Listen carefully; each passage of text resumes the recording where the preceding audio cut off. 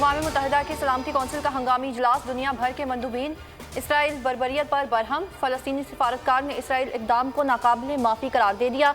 Saudi वज़ीर ख़ारजा ने कहा, मज़ीद जुल्म बर्दाश्त नहीं। UN सेक्रेटरी जनरल का गज़ा में फ़ौरी जंग बंदी का मुतालिबा। फ़लस्तीनियों के हक़ में बयान पर इसराइल तलमला उठा।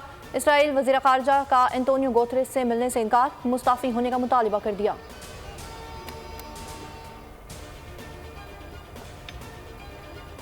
पाकिस्तान का फ़लस्तीनी अवाम से यकजहती का इजहार। इसराइली हमले की मजम्मत, गाज़ा में फ़ौरी और गैर मशरूत जंगबंदी का मुतालबा।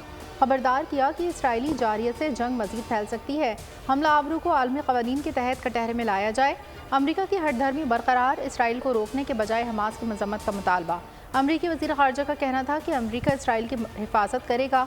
चीन, रूस और फ़लस्तीन का गाज़ा में जंगबंदी पर जोर। रूसी मंदूब ने कहा कि गज़ा इसराइल तनाज़े पर अमरीकी इक़दाम की हिमायत नहीं करते। इसराइल ने आलमी कवानीन को रौंद डाला। एक बार फिर गजा में बमबारी। खान यूनिस पर 1 घंटे में 2 हमले। मजीद 50 फ़लस्तीनी शहीद, दर्जनों फ़लस्तीनी जख्मी हो गए। 14 की तादाद 5791 हो गई। 2300 बच्चे शामिल। सिहोनी फ़ौज ने पनाहगुज़ीन कैंपों पर भी मिसाइल बरसाने शुरू कर दिए। मस्जिद अक्सा में भी मुसलमानों के लिए बंद कर दिए गए, जबकि इंसानी बहरान शिदत इख्तियार कर गया। तवानाई बहरान से 12 अस्पताल, 32 मराकज़ सेहत बंद। 50,000 हामिला ख़वातीन की ज़िंदगियों को खतरात। आलमी इदारा सेहत की दुनिया से फौरी दरिंदगी रुकवाने की अपील। गाज़ा में जंगबंदी के लिए मुज़ाकरात इसराइली कैदियों की रिहाई से मशरूत। अमरीकी सदर का कहना है कि हमास पहले कैदी रिहा करे, फिर बात कर सकते हैं। जो बाइडन का सऊदी वली अहद मोहम्मद बिन सलमान को टेलीफोन। खित्ते में अमन की कोशिशों पर इत्तेफाक। तुर्क सदर का रूसी हमनसब से रब्ता। कहा, मगरबी रियासतों की खामोशी से इंसानी बहरान को नागुज़ीर सतह पर पहुँचा दिया। व्लादिमीर पुतिन का खित्ते में अमन के लिए तुर्किया का साथ देने का ऐलान।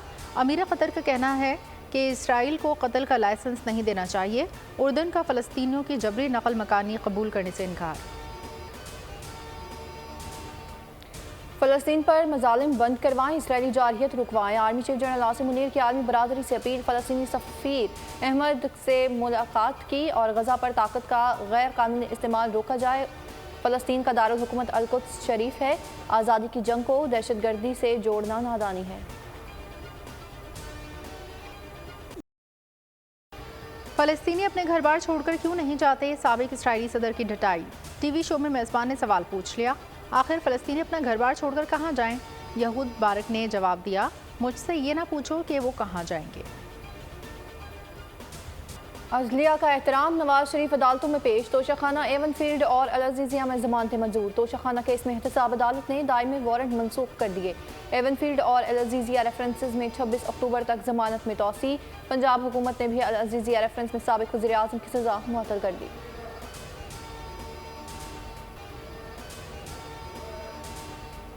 चेयरमैन PTI की साइफर केस का जेल ट्रायल रोकने की इस्तदा मुस्तरद। दरख्वास्त के काबिल समाअत होने का फैसला इस्लामाबाद हाई कोर्ट बात करेगा। तौहीन इलेक्शन कमीशन केस की भी समाअत। वज़ारत दाखिला की जेल में केस सुनवाई की तजवीज़। इलेक्शन कमीशन बरहम, सेक्रेटरी दाखिला को तलब कर लिया। कहा, एक शख्स को सिक्योरिटी नहीं दे सकते तो इंतखाबात कैसे कराएंगे।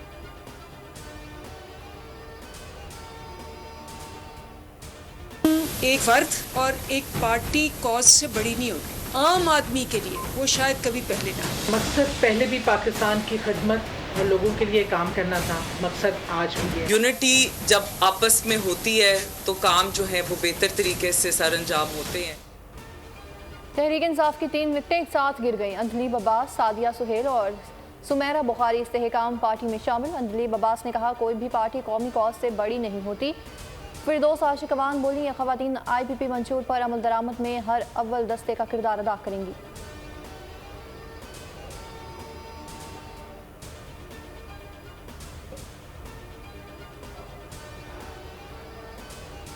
कौमी एयरलाइन के माली बहरान से जुड़ा ईंधन का मसला हल नहीं हो सका। आज मजीद 51 मुल्की और गैर मुल्की परवाजें उड़ान न भर सकी। 2 हफ्तों में 300 से ज़ायद परवाजें मनसूख। PIA को अरबों रुपए के नुकसान का सामना। कौमी दिफा मजीद मजबूत। पाकिस्तान का गौरी मिसाइल वेपन सिस्टम का कामयाब तजुर्बा। ISPR के मुताबिक तजुर्बे का मकसद स्ट्रेटेजिक फोर्सेस कमांड के ऑपरेशन और तकनीकी तैयारियों को जांचना था। सियासी और अस्करी क़यादत की मुबारकबाद।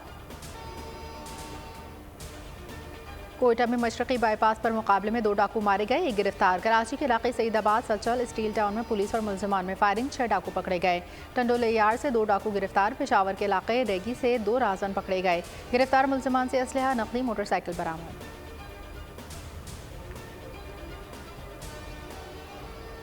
गैर कानूनी मुकीम अफराद को वापसी की मोहलत में सिर्फ 6 दिन रह गए।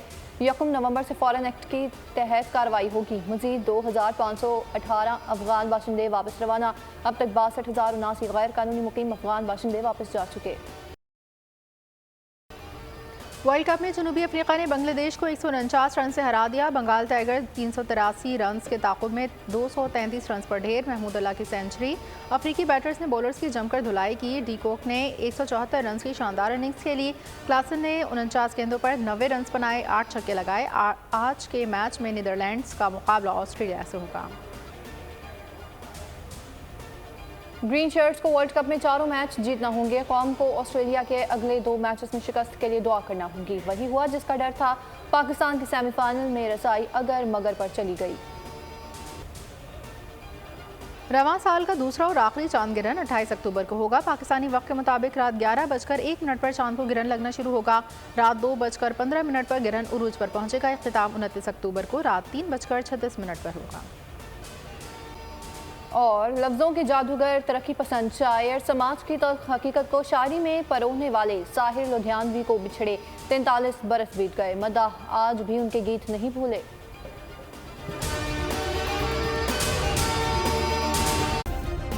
सब्सक्राइब करें और बेल दबाएं ताकि कोई खबर रह न जाए।